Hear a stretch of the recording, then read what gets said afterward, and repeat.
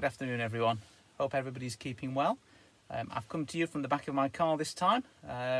Just thought every time I post, I'll be somewhere different. Still with the tie on and the suit, the trademark Mr. Elliot look.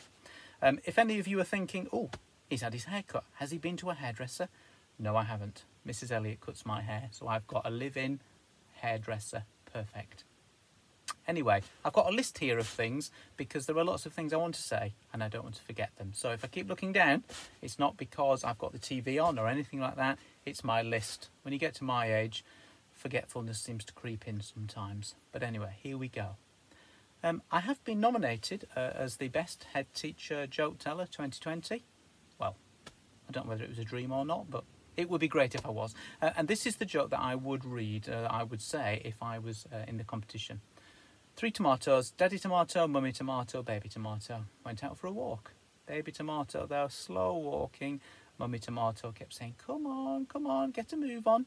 And baby tomato would walk a little bit faster, catch them up again.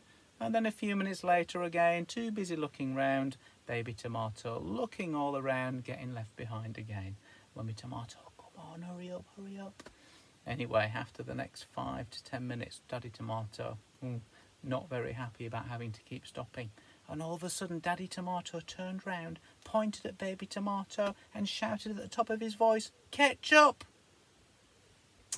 Well, I thought it was funny anyway. Okay, so anyway, that's the winner for the nomination for Head Teacher Joke Teller 2020. I just want to say thank you to Mrs. Gibson for doing the sunflowers last week in the pots and leaving those outside, the children who helped her do those. There were 31 left outside of school. They've all gone. So I look forward to, in the weeks and months ahead, seeing those sunflowers growing. We've got one at home. It's not grown yet, but I keep talking to it and watering it, and it's out in the sunshine. So we look forward to that. I'm not quite sure where the Yorkshire pudding contest is coming from between Mrs. Downing and Mrs. Gibson. Soggy bottoms maybe, but we'll see how that one pans out. Okay. The eggs that the staff had made, the models of the eggs, were fantastic, really, really good. And Connie, thank you for yours, Mr. Eggiot, really, really good. How about other people having a go? We're running up to Easter now. Decorate an egg, take a picture, post it on Twitter or email it to me so we can share it. That would be a great thing to see. I did have a video from Team Willows, Summers family. They decided to have the egg drop at home. Molly, who's now at the Elizabethan, has remembered her years of having the egg drop at school, and she joined in as well. Summer, though, you need to improve your model making. 1 smashed egg. Well done, Molly. Yours won and didn't crack. But again, great to see. Lovely feeling to think that those egg drops were still happening. And I'm sure 1 or 2 other people will have tried that as well. But anyway, thank you, Team Willows, for that as well. The VE Day posters that we're hoping for, the information went out last week on the weekly update. I know some of our younger children might not really understand what VE Day was about, but we have got the option there of drawing pictures of parties and happy times. And for our older children, maybe some research on VE Day, on Churchill, or something like that. There was due to be a celebration in the village to celebrate the VE Day, 75 years since VE Day. But sadly that can't happen now.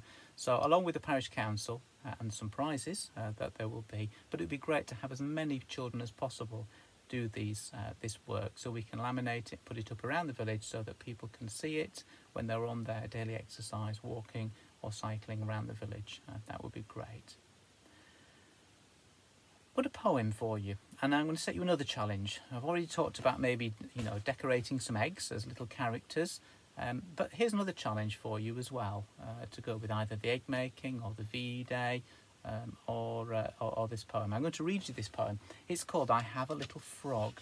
And what I thought was perhaps children might like to... I'll post this on Twitter, the words, or email them out as well so that you've got copies so the children can read them and learn them and perhaps perform them. You could even change the words into a different character or a different creature. But let me read you the poem and then see what you think about having your go at this. Okay, it's called I Have a Little Frog. I have a little frog. His name is Tiny Tim. I put him in the bathtub to see if he could swim. He drank up all the water. He gobbled up the soap. and when he tried to talk, he had a bubble in his throat. So I'm going to post that. If you think that you would like to try and learn it and perform it, it would be great to see some of you having a go at that. Not too difficult. You could do it with brothers, sisters, mums, dads, anybody, but that would be great. So that's another challenge for you, to keep you occupied in these days as well. I'm sure you're having a great time though. Nice weather, out in the garden, just as much as spending time inside doing bits and pieces as well. As we move into towards the end of this week, I'm going to ring every family within school. I know I've had contact either in person when packs have been collected, or by email, or even by phone with 1 or 2 families. But I will be ringing every family just to touch base, just to make sure that everything is okay. It's important to people important to me, that people know that we're still there. If there's any issues or anything we can do to help in any way, it's really important that they know that they can contact us. So if you see the number 01427 880 342 pop up on your phone screen, don't worry, it's just me. I'm just ringing round just to make sure that everything is okay, and it'd be great to catch up with people as well. Okay. I think that's probably about everything now. This is the last last video before Easter. I will be speaking to people on the phone, as I've just said, but I'd like to wish everybody a happy Easter. It will be a strange Easter this year, but the message, the Easter message, is still there.